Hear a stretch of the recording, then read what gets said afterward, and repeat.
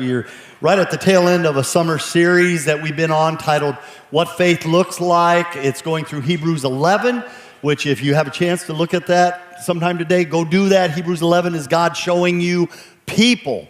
He says, look at this person. This is what faith looks like. And then look how this person lives. And today, this last group that he uses in Hebrews 11 feels a little uncomfortable right at first. All right? Before we go there, I showed up at my grandchildren's soccer game at about halftime. I was running late. I got there, and I went up. My son-in-law was standing there where there were all these parents seated around us. And when I got there, I said, what's the score? And before he could answer, one of the moms turned around and she said, oh, we don't keep score. She said the score is having fun to having fun. And I looked at my son-in-law, and he got this big grin, and he said, we've had fun 7 times, they've only had fun 3 times. And the mom got up and left. I was just like, okay, there's probably parents in this room, okay, protecting children. Let me tell you, my day, we were taught early coping skills with how to handle a loss, how to take a hit. These were coping skills that were just given to us right from the beginning, especially through sports. You may disagree with that. I don't want to get into an argument with you, but I'm just telling you that today, a lot of teachers tell us that one of the issues with a lot of kids today is they don't have coping skills, because here's what, they're not always going to get the grade they want. They're not always going to get the boyfriend or girlfriend they want. They're not always going to get the job they want. They're not always going to get the promotion they want. We have to learn how to take a hit once in a while. And so those coping skills come at us really young. And they had for years, but now we got to pull back on that. And I'm not sure that's serving us well, because Jesus then turns around and says, in this world you will have trouble. Man, trouble is coming. And any of us who have tried to navigate this world, we know there's trouble in this world. This last group in Hebrews 11, God's talked about Moses and Noah, and he's talked about Abel, and he's talked about Sarah and Rahab. But now this last group he puts up are people who were persecuted for their faith, people who were tortured, people who were killed because they associated themselves with the Lord. And God is putting these people now in front of us in a snapshot, saying, this is what faith looks like. Do you have the faith that takes you all the way to the end, regardless of what that end might look like? Sooner or later, the heat is going to be turned up on your faith. Sooner or later, the world is going to ask you to compromise. The world is going to ask you to bend. The world is going to ask you to become more like them. And when I use the word world, God does that often. It's a contrast. Here's Christian faith, and then here's the world. And so I'm doing the same. No. You should know that already we're approaching a day that if people catch us loving God or loving His Word, that turns up a lot of heat. Things don't go well for us if they catch us doing that. And so in a room with, even guests with us, some of you might be considering a Christian life. Great. But you need to know it is a dangerous life, and it's only getting worse.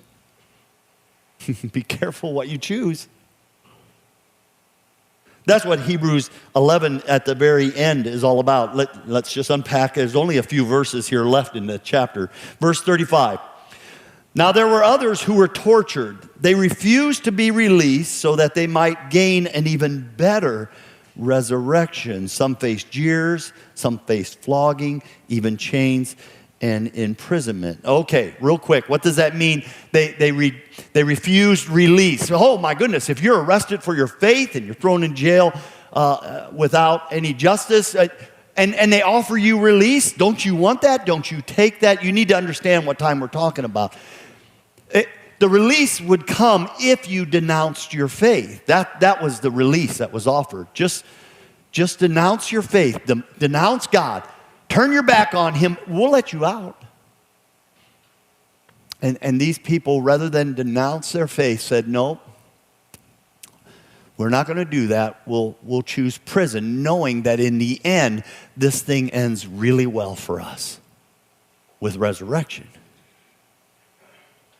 The next verse, it gets even worse here, verse 37. So they were put to death by stoning. Some were sawed in two. They were killed by the sword. They went about in sheepskin and goatskin, destitute, persecuted, and mistreated. Look at this last statement. The world was not worthy of them. I'm always asked when anybody reads this, what's this goatskin and sheepskin thing about? Listen, persecution in the early church is well documented. We know what happened. Nero in 64 AD made Christianity a crime worthy of death. And so they were arresting Christians. They were taking them to the Colosseum to be, and boy, their imagination on how to execute somebody was really high. One of the things they did was to skin animals, and while that skin was still dripping with blood, wrap that around a Christian, send them into the Colosseum, and then release tigers and lions on them. And they'd be devoured because of the scent of that fresh blood. These were people who, right at the end of their life, they did not denounce God. They didn't turn their back on him. They held tight in all of that. And they said the same things that you would hear. Boy, if they only played, Christians should learn to play the game. Christians should learn to be politically correct. Christians should slow down and recognize the times we live in have changed. They should be aware of that. That was the same things they were saying 2,000 years ago. Things like they should think more of their families. They should think more about their jobs, their occupations. And it's the same thing they were saying 2,000 years ago and they're saying today. Instead of denouncing the Lord or walking away, they stood fast. They stood. And the world looked at their lives and their faith and thought, it's just insignificant. Their deaths, insignificant. But not God. God said, this world wasn't even worthy to have these people in it. The world just doesn't get it sometimes. I understand that. The world will not only reject God's word, but then it causes them to reject God, and then eventually they reject God's people. Where are we at in all of that today? First they reject God's word, then they reject God, then they reject God's people. If you're looking at this the way I am, it's about to turn now to where the rejection of God's people will happen. And in that moment, these people back then, they held fast. They held fast to God. But they also faced all kinds of persecution and heat. So in the book of Daniel, the Old Testament book of Daniel, chapter 3, you can find that later today, is a great story. A lot of us know it, but not everyone knows it.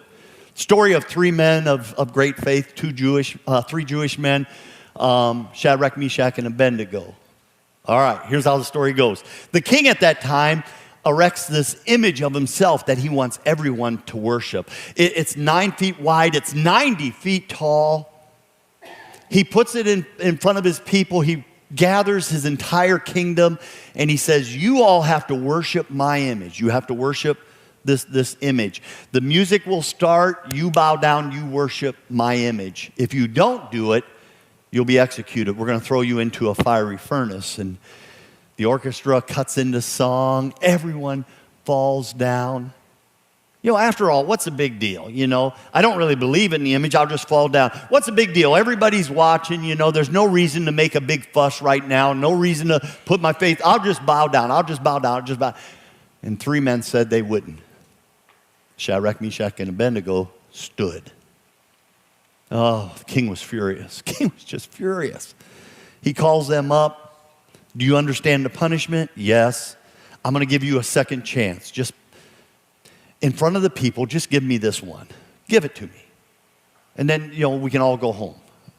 They refused to bow to the idol. The king was so mad, he not only had the furnace struck up hotter, but he had it 7 times hotter. In fact, the guards who threw Shadrach, Meshach, and Abednego into the fire died themselves from the heat of being that close. Those 3 men didn't burn. They didn't die. In fact, they're rescued. They come out of the flames. They don't even smell like smoke, we're told. I would love to tell you that you will always be rescued from the fire, but you probably won't be. This was a miracle moment. Very few of us get those moments. These people I listed in Hebrews 11 didn't get rescued. They got the ultimate rescue, but they didn't get that rescue from that circumstance. Heat is coming on Christians. It's going to be here soon if it's not already here. One day the church will be accused of being politically incorrect. We already have been. One day ministers will be arrested for hate crimes if they speak certain portions of Scripture. That's already happened in Canada. One day Christians will be refused to do their jobs if they don't do it the way society thinks they should do it. That's already happening. Christian cake bakers and stuff. And you may have a different opinion on this. But Christian bakers who said, I'm not bowing a knee to this. It's wrong. I'm not going to do that. And somebody tried to take away their business. You can't do business anymore because of your faith. Do you see what I'm saying? It's not coming, it's here. And if you're going to be a Christian in this world, you better be ready. It's dangerous. 1 Peter 4 says, don't be surprised at the fiery trials you're going through, as if something strange were happening. Instead, you should be glad, because these trials make you partners with Christ in his suffering. Christ suffered, we suffer, so that you will have a wonderful joy of seeing the glory when it is revealed to all the world. What is this glory that will be revealed? Second coming of Jesus. There's more flame coming, but there's also the flame of God's judgment coming. And how are you going to get through that? I burn everything, by the way. I got a burn pit out in the back of my yard, and wood with nails in it and stuff. I don't take the time to remove the nails. I throw it in the fire. Tacks, staples, I throw it in. We had these old kitchen cabinets that were all rotted and everything, and I was going to burn them. My wife even asked, aren't you going to take the hardware off first? I'm like, nope, throw it in there. Why take the time to unscrew all those screws? Just throw it in the fire. And if there's a cop in the room, that might be illegal, and so I'm not really talking to you right now. But anyway, so just burn it, get rid of it. And but I do that because I also know that I have this big magnet. And after the flames have taken away all the wood, I go out there after it's been cooled and I take that magnet over the ashes, and everything that's metal leaps out of the ashes and attaches itself. And I'm able to pull that out. I tell you that because when you hear about the fiery judgments of God that will come on our world one day, even if you and I have to go through those judgments, one day God waves his hand over the ashes of this world, and everyone who had the metal to stay connected to him, we leap out of the ashes into his hand. But you got to have the metal to hold fast. This world is painful, and how you and I finish this life is important.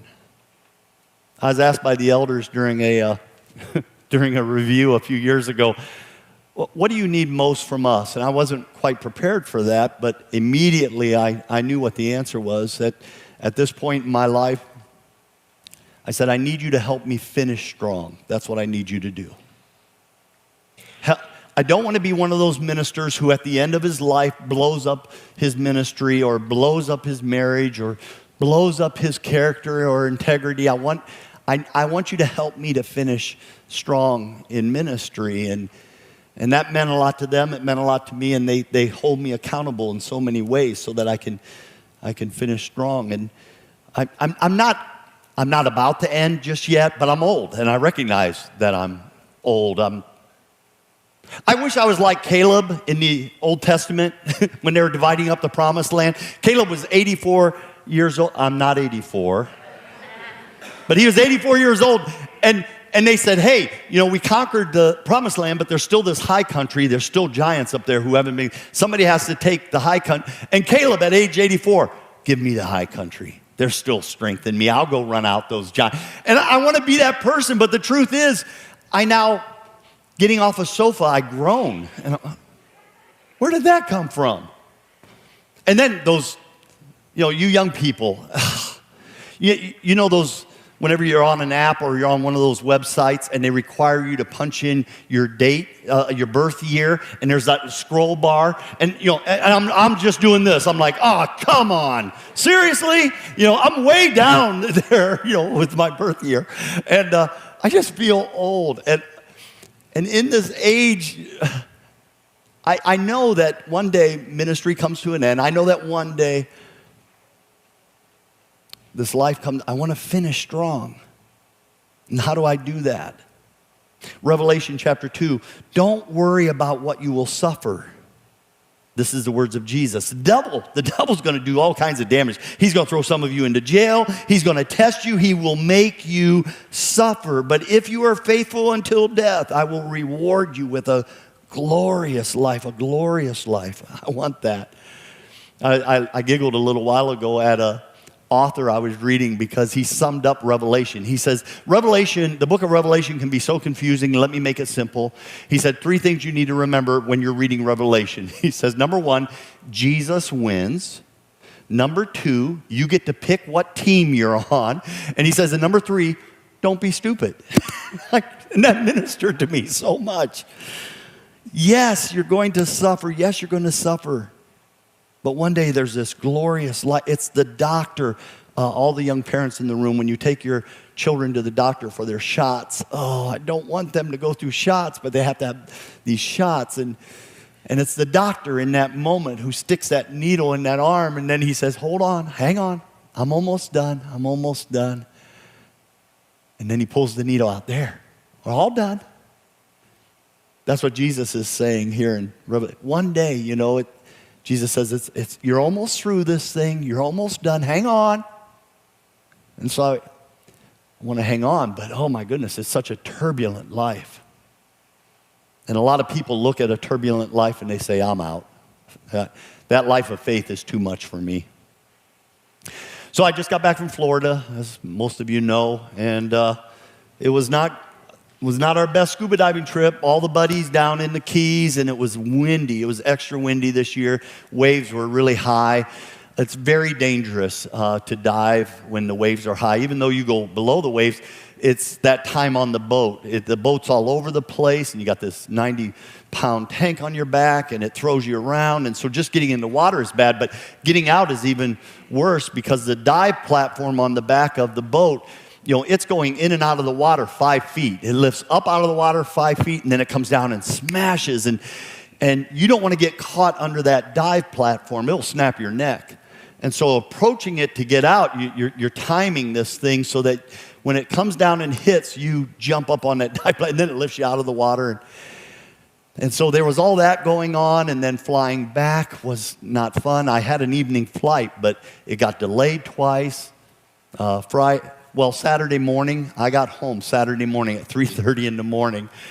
And then to turn around at 3 o'clock in the afternoon and go to a baseball game with a bunch of people here from the church, back down to St. Louis, that's where I flew out of. And I get down there, and then the game has extra innings. Oh my goodness, I was so tired. And I love the people I was around, but I'm like, serious? And then they lose the game, and then there's the bus ride back, and Bonnie's going, just take a little nap. And I can't sleep sitting up on a bus. I mean, like, oh.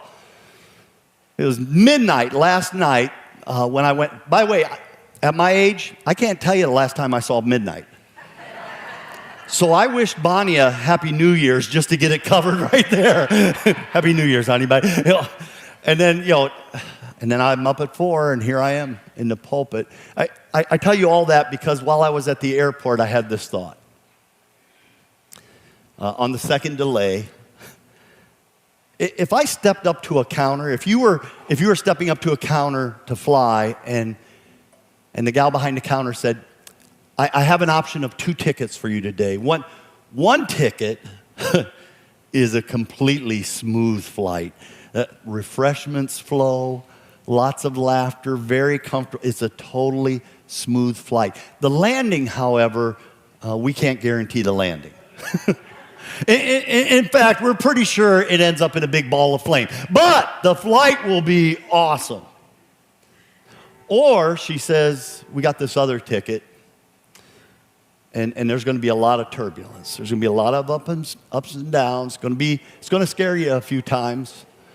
But we guarantee the landing is awesome. We will get you to an amazing destination, and when you land, it will be a glorious life. Which ticket would you take in that moment?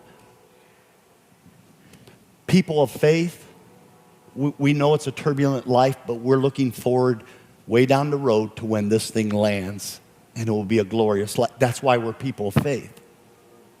We accept the turbulence of this time, knowing that we stick the landing one day.